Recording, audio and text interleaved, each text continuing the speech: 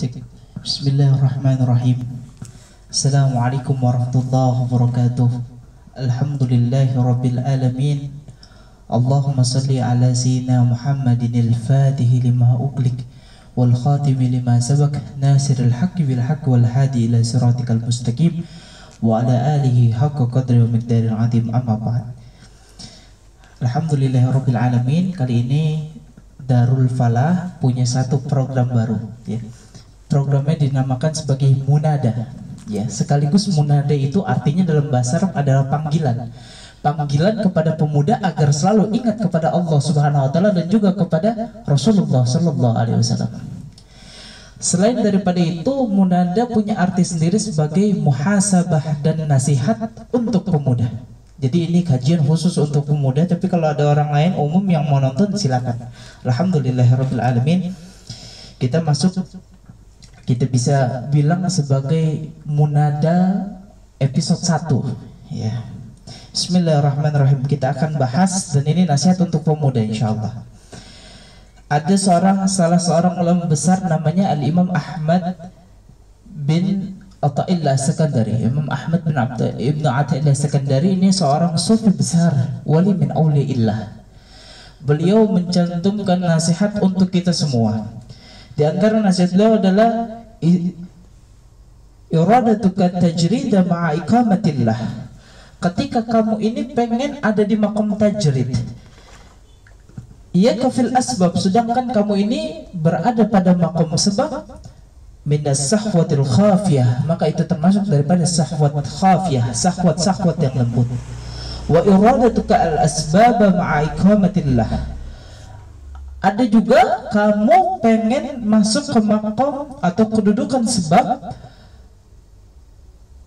ia kafit tajrid, sedangkan kamu berada pada makom tajrid, inhitatun anil himmatil aliyah, maka kamu telah menjatuhkan himmah aliyah, semangat yang besar, semangat beribadah yang agung kamu jatuhin. Dan teman-teman semua yang dirahmati oleh Allah Subhanahu wa taala, sekarang kita akan membahas tentang dua kedudukan besar, ya, bisa kita bilang dua makom besar pada manusia. Dan semuanya kita ini diantara salah satu daripada dua makom tersebut. Yang pertama adalah makom tajrid.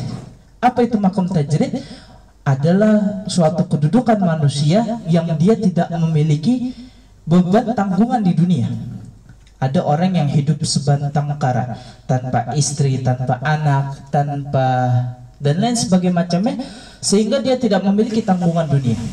Maka dia dikatakan sebagai tajrid, ataupun tidak sebatang kara. Maksudnya hidupnya berdua misalnya dengan orang tua, tapi dia adalah seorang santri, yang mana orang tuanya mengikhlaskan, sana kamu tuntut ilmu, jangan mikirin dunia. Maka dia tidak punya urusan dengan dunia.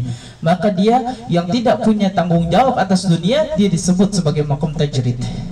Ya, sampai sini paham ya? Ada dua makom besar, ada dua kedudukan besar. Yang pertama tajrid adalah orang yang bebas daripada tuntutan urusan-urusan dunia. Boleh dia selama-lamanya ibadah sama Allah, nggak apa-apa, nggak ada urusan sama dunia. Tapi juga ada yang kedua, makom sebab, makom asbab. Apa itu? Orang yang punya tuntutan, yang punya tanggung jawab atas dunia. Contohnya adalah seorang suami yang punya istri. Maka seorang suami yang punya istri, dia bukan hanya tuntutannya kepada agama, tapi juga kepada istrinya, harus menafkahi istrinya. Seorang anak yang mengurusi kedua orang tuanya, dia masuknya kepada makom asbab. Karena kenapa? Harus menanggung daripada orang tuanya tersebut. Jadi ada dua makom besar yang harusnya kita bisa membedakan. Ada tajrid, ada asbab. Tajrid ini terserah dia mau ibadah 100 tahun full lama Allah, terus-terusan ibadah, kagak ngurusin dunia, boleh. Karena apa? Dia makomnya tajrid, boleh terus ibadah, tidak ada urusan dunia. Ada lagi makomnya asbab, dia nggak boleh selalu ibadah, maksudnya tidak boleh terus-terusan ibadah tanpa mikirin tanggungannya. Oleh karena itu dikatakan oleh ulama besar Al-Imam Ahmad Ibnu Athaillah As-Sakandari mengatakan, iradatuka tajrida ma'a iqamatillah ya kafil asbab. Ada nih orang yang mana dia itu dalam hatinya pengen masuk kepada makom tajrid, pengen ibadah sama Allah Subhanahu wa taala, Yakfil asbab, padahal dia itu makomnya asbab, punya tanggungan dunia, min syahwatil khafiyah, maka dia termasuk kepada syahwat kecil, kepada maksiat. Artinya begini, ketika ada orang yang dia itu selamanya pengen iktikaf aja di masjid, jadi kerjaannya ada suami, kerjaannya iktikaf aja, padahal dia punya istri di rumah, istrinya kagak dinafkahi sama dia, dia fokus iktikaf ibadah sama Allah, kagak kerja, istrinya suruh kerja sendiri, maka ini sudah bermaksiat kepada Allah Subhanahu wa ta'ala. Kelihatannya seperti ibadah. Ada orang yang mungkin dia khalwat, datang ke gunung, menyendiri, memikirkan Allah, bertafakur tentang makhluk-makhluk, tentang Allah Subhanahu wa ta'ala.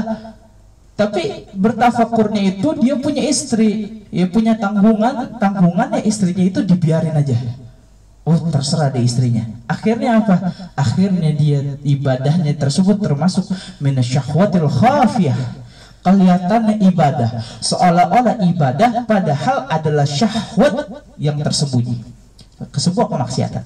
Jadi orang udah dikatakan maksiat ketika dia ibadah terus-terusan tapi menganggurkan apa tanggungannya.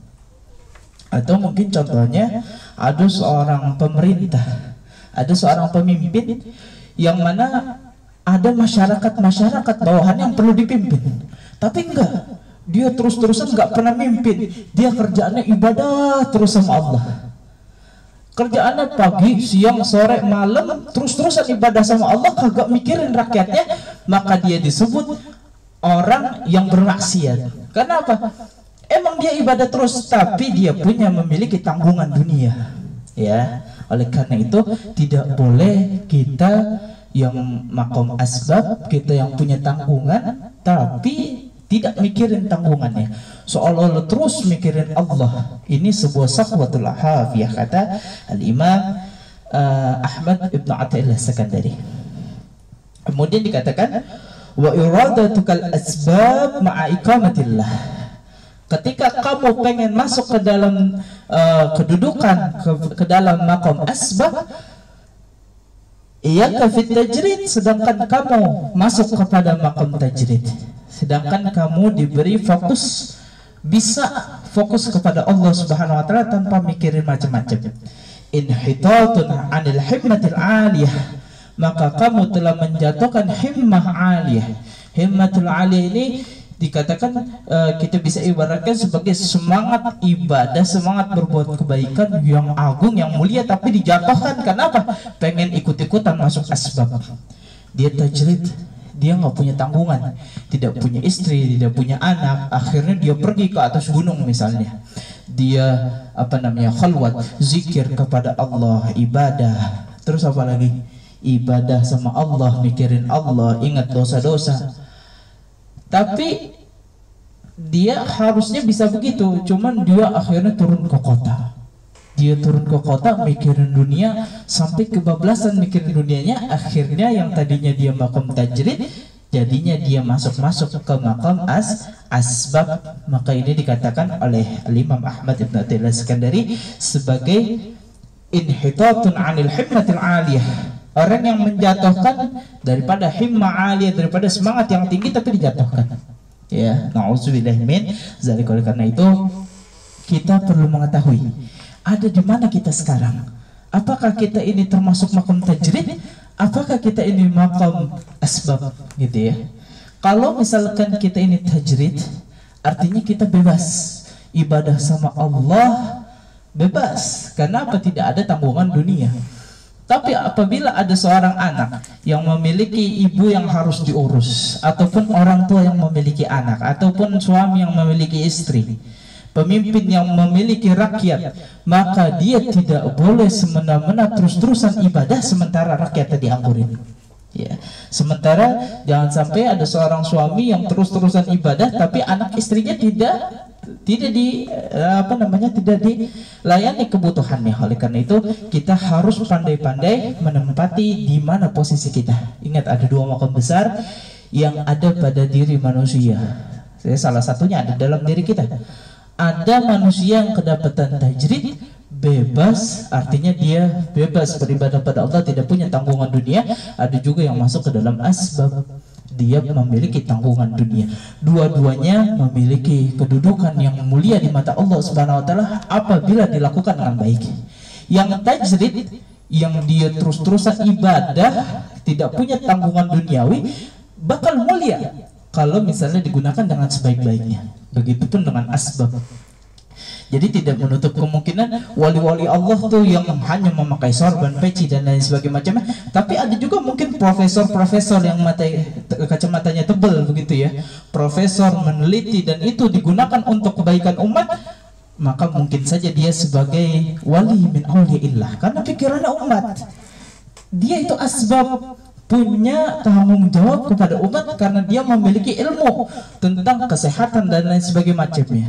Akhirnya karena dia memikiri kesehatan umat dan lain sebagainya macamnya, mungkin saja orang yang kelihatannya tidak daripada wali min auliillah, ternyata secara batiniah dia adalah wali min auliillah. Oleh karena itu jangan mudah hina orang.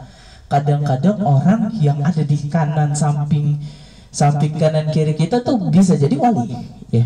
Dikatakan bahwasanya la ya'rifu wali illa wali, tidak ada yang mengetahui kedudukan wali kecuali wali itu sendiri.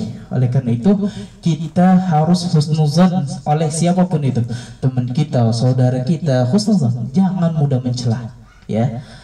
Mungkin sekian ya yang kita baca ini agar kita mendapatkan berkah daripada Al-Imam Ahmad Ibnu Athaillah Sakandari. Kita tidak mengkaji ilmu banyak, tapi semoga kita semua diberkahkan oleh Allah Subhanahu wa taala. Yang streaming juga semoga mendapatkan keberkahan yang luar biasa dari Allah Subhanahu wa taala, dan juga dapat keberkahan daripada Imam Ahmad Ibnu Athaillah Sakandari. Akhir, assalamualaikum warahmatullahi wabarakatuh. Assalamualaikum warahmatullahi wabarakatuh.